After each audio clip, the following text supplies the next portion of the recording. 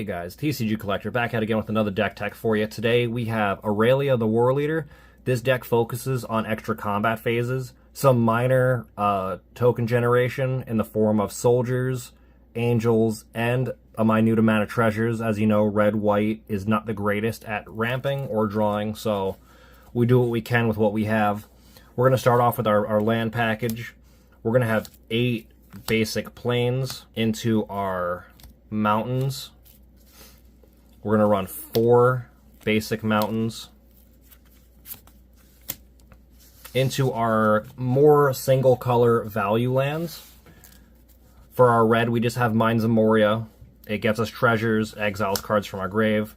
We have Emeria, the Sky Ruin, followed by Minas Tirith. It draws us cards when we attack, and we do a lot of attacking in here. Then we're into our dual color lands. So for this one, we have the Sun-Baked Canyon. Yeah, it deals us damage, but it gets us our fixing. You can also pay 1 to draw a card. Clifftop Retreat, Sundown Pass, Spectator Seating, Fury Calm Snarl, Arid Mesa for the fetches, our brand new, gorgeous Retrofoil Sacred Foundry, and we have Plateau. Then we're going to get into our multicolor lands that are just good fixing for any color. Any multicolor deck should run them. We have the Command Tower, Mana Confluence, City of Brass, and this is better for tribal decks. We have the Cavern of Souls. We have a lot of devotion, so we have the Nykthos. This lands on the cut, but it's nice for a little bit of ramp here and there. We have Lotus Field. Any Boros deck would love this. Sunhome, Fortress of the Legion, and Slayer Stronghold. These other 2 lands are also on the cut right now. I just got to find some decent replacements. Seraph Sanctuary, EDTBs, we get a life. Whenever Angel ETBs, we get a life. And then War Room, because extra draw. Hey guys, I'm doing my first giveaway. The winner of the giveaway will receive a pack of Dominaria Remastered. All you have to do is leave a like, be subscribed, turn on the notification bell, and leave me a comment. That's it. I'm going to let you guys get back to the main video. Enjoy. Then we're going to go into the main deck. We have Curse of Opalescence. We curse a player, and whenever that player is attacked, we get a treasure, and the person that attacks them gets a treasure. So preferably we get it out early and it ramps us.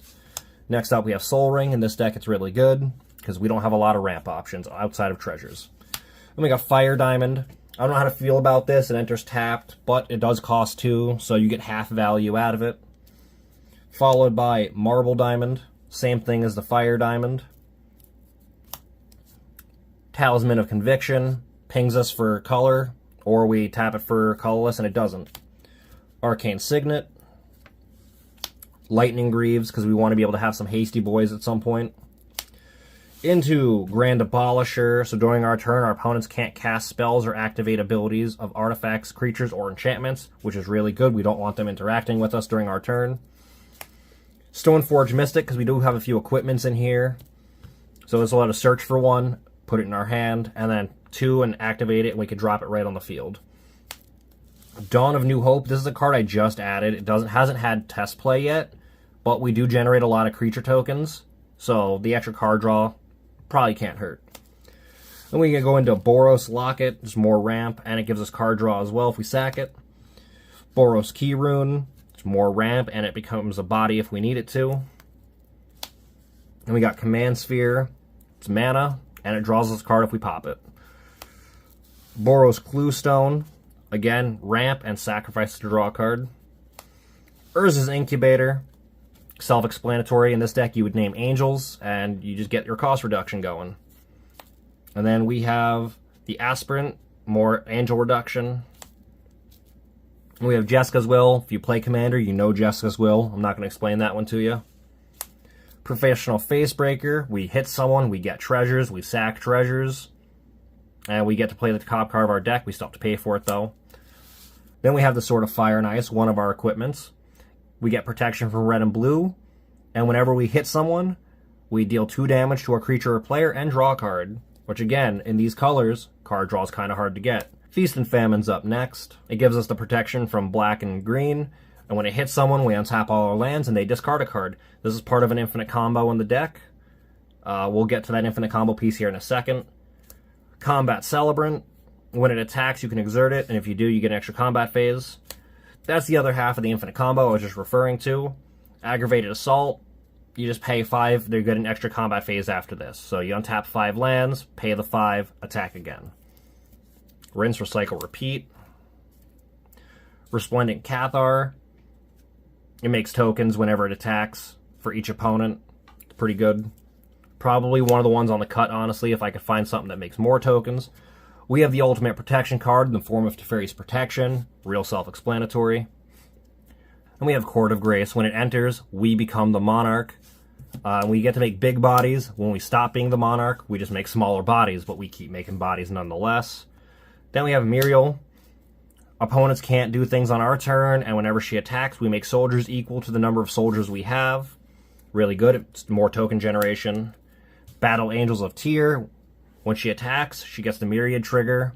When she hits someone who has more stuff than us, we get more stuff. She has 3 different abilities. One is to get a treasure, the other is to draw a card, and the last one's to gain life. So if anyone has more hand, lands, or life than us, Anointed Procession's up next. It just doubles all our tokens. It doesn't matter the type of token, it just matters that we're making tokens. After that, we have Smothering Tide, because if you're going to draw a card, I'm going to want you to pay for it. Then we're running the Gisela, the Broken Blade. We're actually running both halves of the Meld Angel, so maybe one game we'll be able to get it off. Then up next we have Linvala, Keeper of Secrets, because I don't want you activating your stuff. Personally, I just don't like you. Then we have Mangara, the Diplomat, because draw cards. That's the whole key here. Get to our big things faster. Speaking of drawing cards, we have the One Ring. Gives us protection for a turn, and lets us draw. The second infinite combo in the deck, and the last one. I also believe this is the last equipment I'm running currently. You equip this to Aurelia. Aurelia attacks. We get a copy. That copy is also going to attack. And it just keeps cycling, making new Aurelias. After that, we have Aggravated Assault, just more attacking. Then we have Firemane Avenger. Honestly, probably one of the angels on the cut right now. It just gains us some life and deals some damage when you attack with 3 or more. After that, we have Iroas, God of Victory. It's just a really old way of saying menace. And then it prevents all damage that would be dealt to our attacking creatures. Then we have Karlach. When she attacks for the first time, if it's the first combat phase, you get another combat phase. Real simple. Savage Beating. When you play it, it can only be during the combat phase, and you choose one unless you entwine it. Entwine is an alternate casting cost where you get both effects. Both effects being creatures you control gain double strike until end of turn, and the second effect is an additional combat phase. Then we have Warworld. It's just an extra combat phase with rebound, so you'll play it, get your combat phase, and at the beginning of your next upkeep, your rebound trigger happens and you can recast it. Then we have Virtue of Loyalty. I just added it in, so it hasn't had any playtesting yet, but it seems super good. So you just cast it for the adventure, get the 2/2 token with Vig. Then you still have the option to cast it for its 5 cost, which is an enchantment that gives all your stuff a 1/1 counter at the end step and untaps those creatures. So you can swing in, swing in, swing in. And then if I'm reading it right, get counters and untap everything so you can still defend yourself on the back end. After that, we have Cathar's Crusade because we have a bunch of ways to make creature tokens, so it doesn't hurt us to have more creatures come in and get bigger. We have Baneslayer Angel, another one I'm not 100% sold on, but we also do a lot of damage to ourselves, or will receive a lot of damage, and the lifelink's not bad. Then we have Archangel of Thune. Again, we don't have much lifelink in here, but when we do end up gaining life, she makes all of our dudes bigger. After that, we have Archangel Avacyn. She's the one with Flash. When she ETBs, all your stuff gets indestructible until end of turn. So it's just another protection spell. Then Vanquisher Banner. Just name angels. All your creatures get bigger. Angel creatures specifically. And when you do cast an angel, you get to draw more cards. After that, we have Assemble the Legion. Your upkeep, you put a muster counter on it, and you get a 1/1 soldier for each muster counter. So, the longer it's on the field, the worse it gets for your opponent. We have Angelic Skirmisher, so at your beginning of your combat phase, you choose one, and the creatures you control gain that ability until end of turn.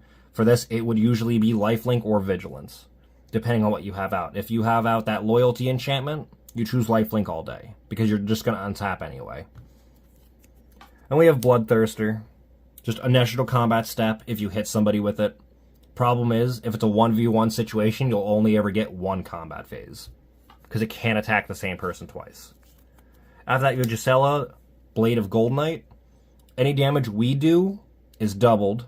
Any damage we receive is halved. Same with our permanents, so it's really nice. I haven't gotten her out yet. She's just been added as well, so we'll see how that goes. Lastly, we have Bruna. This is the other half of the meld. And when you cast her, you get an angel human back from the graveyard to the battlefield. Haven't gotten the meld off yet either.